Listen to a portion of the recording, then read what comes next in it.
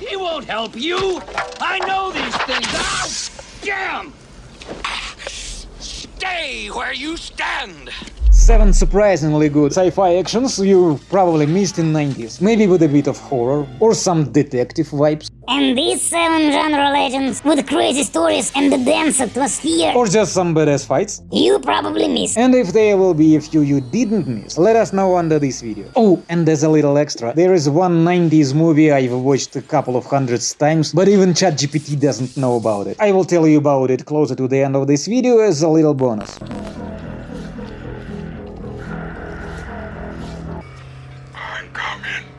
Dark Angel, released in 1990, also known as I Come in Peace. And you go in pieces, asshole. Dolph Lundgren plays the role of Detective Jack Kane, a guy who learned crime fighting the old-school way. Never trust nobody. Kane Manual, page 1, chapter 1. He uses some pretty unusual investigation methods that the higher-ups don't always approve. So pissed off I could throw you through a goddamn window. I'm not gonna do that right now. It's not the time. It's not the time to break your fucking neck either. So to cool down the detective a bit, they throw in an FBI agent. You may not be accustomed to working on a case under federal jurisdiction, so Commander Switzer has asked me to lay out some parameters for your cooperation. Parameters? Yes, parameters are sort of general guidelines. I know what the word means.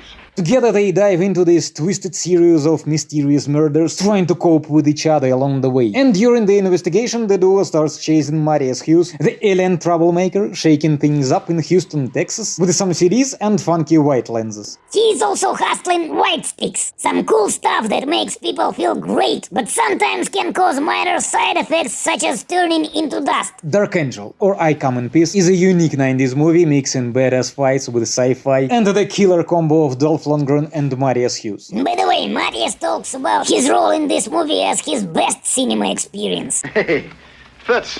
But shit, it was mine when I was 12. The movie still flopped in theaters, but afterwards made some cash on VHS. In United Kingdom it stubbornly held top spots in rental charts for quite a long period of time.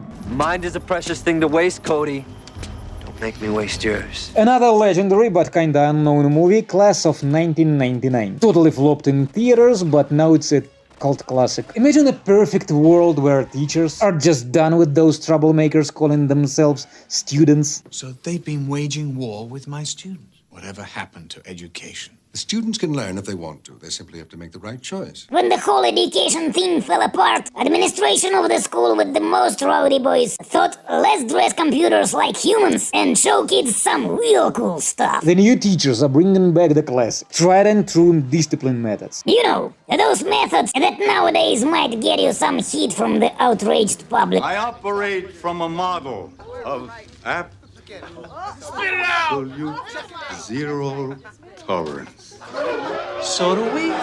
Even back then they were too radical. Computers went all in with some extreme moves to set things right. Cody, Heck and Shannon are not vibing with the new teaching methods before they had to navigate through the students' chaos. I remember in junior high, man. You kicked ass. And now on top of that, those in charge are straight up saying no to the basic right to life. Now I'm going in there to waste some teachers.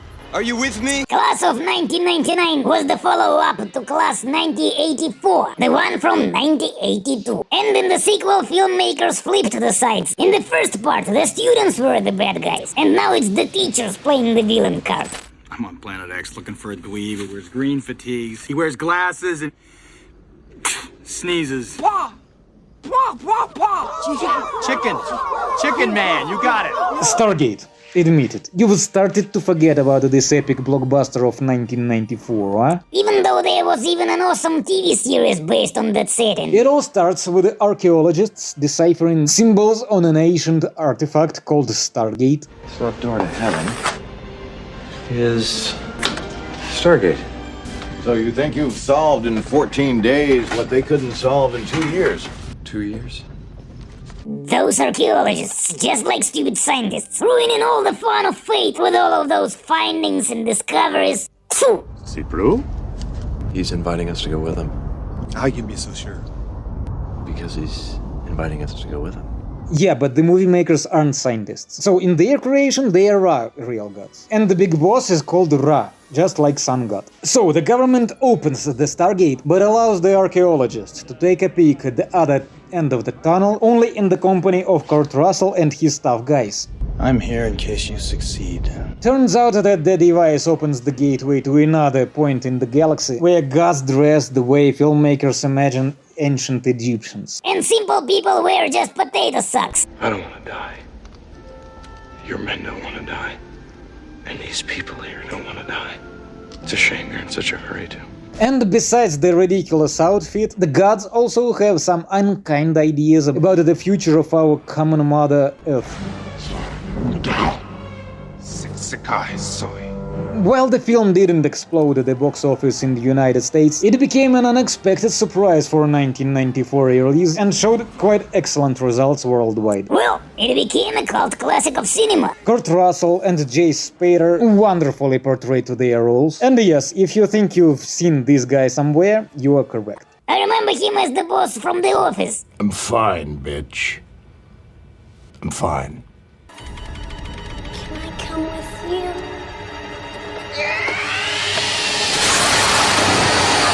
If you love sci-fi actions with an immersive atmosphere and complex plot, just don't tell me you don't. With killer robots disguised as humans. Still admit it, you totally forgot about Screamers, which sank at the box office in 1995, but later just stuck in our VCRs. The plot of the movie is based on the real events. Alex, give me a break. It is based on a short tale from Philip K. Dick. So, in the year 2070, humans are fighting with cruel and pretty stupid creatures, other humans. Well, you're coming up in the world. You've learned how to kill each other now. And in order to defeat those nasty enemies, they invent those trendy high-tech gadgets, also known as screamers. In 2078, people don't use those old-fashioned ways of messaging such as WhatsApp or email. Or, God forbid, Skype. Yeah, instead they use new technology. Manual delivery. And Peter Weller, also known as Robocop, roams the desert planet exactly with this important mission. And here he discovers that deadly devices can't tell difference between good and bad people. They began to punish everyone they meet with some ASMR.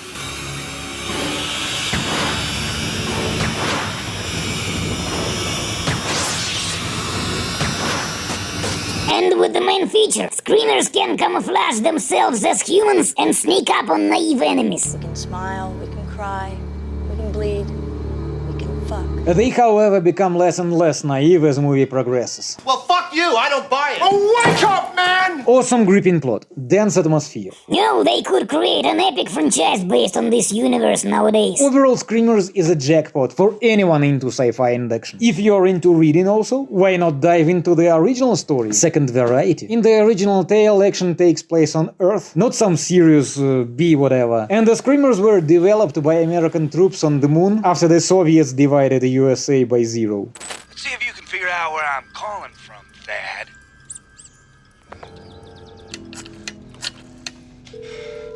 That was quick, Hoss. Another adaptation. This time the film is based not on a short story, but on a whole novel by the master of horror himself, Stephen King. And directed by the king of horror, George Romero. The Dark Half sank at the box office in 1993. The main character, Tad Beaumont, There's this writer, see? Let's call him Beaumont. a successful writer, decides to change his pen name. He calls himself George Stark. I guess so maybe his mother won't find out he's writing this shit. For that, all he has to do is throw a funeral party for his old nickname. And after the party, individuals connected with the Tad start experiencing a throat cut disease. Decided to change agents. Sorry, Rick. It's a cutthroat business. It turns out it's his alter ego's fault. Instead of resting in peace, it came to life in a physical form and now is messing me with the main character and everyone else. What's going on? Murder. You want some?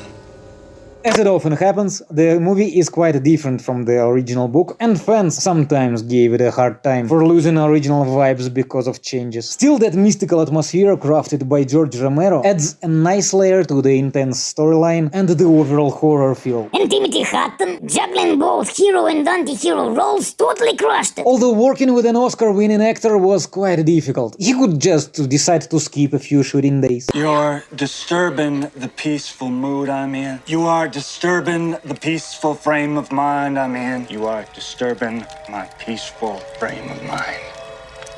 Perhaps that's why George Romero doesn't cast Oscar winners in lead roles anymore. You don't want to fuck with me, because when you fuck with me, you're fucking with the best.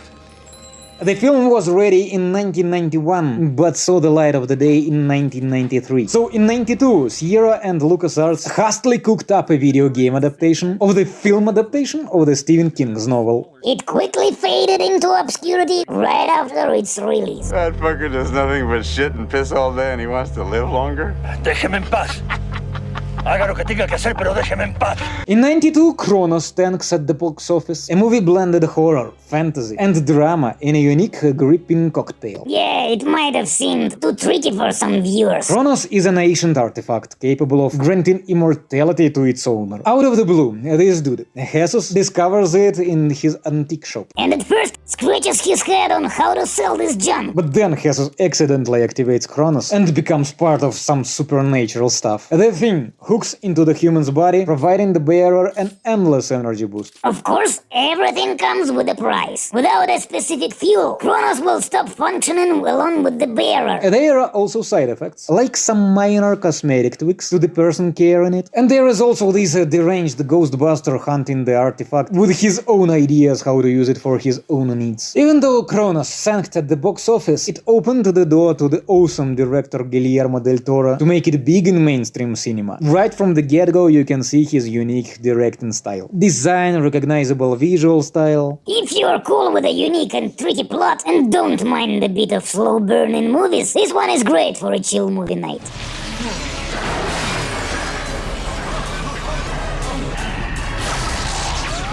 Dark City in 1998 also stood out for its stunning visual style and an unusual gripping plot. Here, elements of noir detective and sci-fi were seamlessly blended together. Many compared it to Blade Runner with Harrison Ford. The main character, John Murdoch, wakes up in a bathtub with a wild hangover. Alex cut it off. There wasn't a hangover, but yeah, he doesn't remember why he ended up in the bathtub and can't figure out why the police are now after him. You are confused, aren't you? Frightened. That's all right. I can help you. One thing is clear. There's been a killing, and John is the top suspect. What kind of killer do you think stops to save a dying fish? The hero doesn't want to take the blame and kicks off his own investigation, during which he encounters those shady people in hats. I call them the strangers. They abducted us and brought us here. This city, everyone in it, is their experiment. Apparently, those hats let them knock people out, play with their memories, and the coolest part, every night they transform the city. When was the last time you remember doing something during the day? What do you mean? I just mean during the day. Daylight. When was the last time you remember seeing? When Murdoch runs into Dr. Schreiber, the guy reveals that the main character is, of course, the one. You are different, John. You resisted my attempt to imprint you. And can download skills like Kung Fu and helicopter flying into his... You can't fake something like that. No, you can't. Well, the only thing Murdoch can do is mess with the reality. So it seems you've discovered your unpleasant nature. How are you? We might ask the same question. Yes. Sleep. Now. So unique characters are the hallmark of this film. Together, they not only create an unforgettable atmosphere, but also add intriguing dynamics to the film. What? It's a cool movie.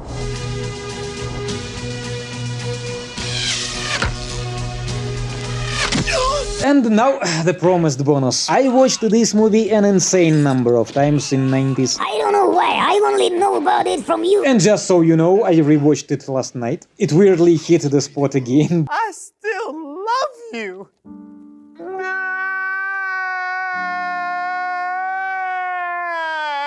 The thing is, the movie is low-key, made by this kinda quirky director Albert Pyun. I missed his other flicks growing up, but Nights of 93 got me hooked. It was another age, another place. Here, time had long emptied the world, and in its wake came the cyborgs. Nights was supposed to be sequel to Cyborg with Jean-Claude Van Damme. Also made by Albert Pyun. So, the action unfolds in the world where cyborg vampires use some people as their slaves, others as their food, and the rest as their food slaves. I'm not one of these farmers, just traveling with them until I found you. Then help me gather up these pumpkin heads without killing them. Better to be a cyborg soldier than a cyborg slave. Or worse. Son of a bitch. At the head of these bloodsuckers stands the somehow ended up there Lance Hendrickson. And I have to win them back. Yeah. I'll have to kill you to do that. The young girl Nia loses her entire village after one of the cyborgs' raids. Now, where do you plan to stick that thing? And after that, she meets that not like the other cyborg, named Gabriel. Played by somehow ended up there Chris Christopherson. She begs him to teach her how to handle enemies and ends up giving headaches not only to cyborgs, but also to the human minions. That's basically it. But even with an eyesore editing, a modest budget, and some lack of acting talent in the lead star, the movie is packed with badass action and has a nice post-apocalyptic vibe. That's clever work. We do what we can. Just don't take it too serious. All actors seemed to have a lot of fun during production. So just chill and enjoy cyborgs fighting in cool suits and in a beautiful landscape. What's that commotion outside? Sounds like you're under attack. It's that little girl of yours. Really? She actually believes she can pull this off. So, which of these 8 movies have you awesome people seen? And also, what other not so well-known movies can you recommend for watching before going to bed, guys? Till the next time.